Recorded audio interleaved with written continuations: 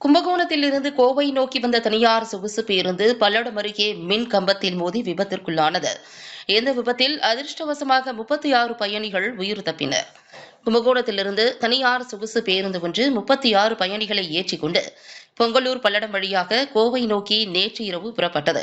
Robert என்ற ஓட்டுநர் பேருந்தை ஓட்டி வந்தபோது இன்று அதிகாலை 5 மணி அளவில் பொங்கலூர் அருகே மின் பகிர்மான அலுவலகம் அருகே தனியார் சொகுசு பேருந்து வந்து கொண்டிருந்த போது கட்டுப்பாட்டை இழந்து சாலை ஓரமாக இருந்த மின் கம்பத்தில் மோதி பேருந்து விபத்திற்குள்ளானது. இந்த விபத்தில் அதிர்ஷ்டவசமாக 36 பயணிகள் எந்தவித பாதிப்பும் இன்றி உயிர் தப்பினர். உடனடியாக மின்வாரிய ஊழியர்கள் மின் இணைப்பை துண்டித்ததால் பெரும் விபத்து தவிர்க்கப்பட்டது. மேலும் ஓட்டுநர் சிறு காயங்களுடன் சிகிச்சைக்காக பல்லடம் அரசு மருத்துவமனையில் அனுமதிக்கப்பட்டுள்ளார். விபத்து நடந்த இடத்தில் மின்வாரிய ஊழியர்கள் மின் இணைப்பை சரி செய்யும் பணியில் ஈடுபட்டு வருகின்றனர். இந்த விபத்தால் பொங்கலூர் சுற்றுவட்டார பகுதிகள் முழுவதும் சுமார் 3 மணி நேரமாக மின் இணைப்பு துண்டிக்கப்பட்டுள்ளது.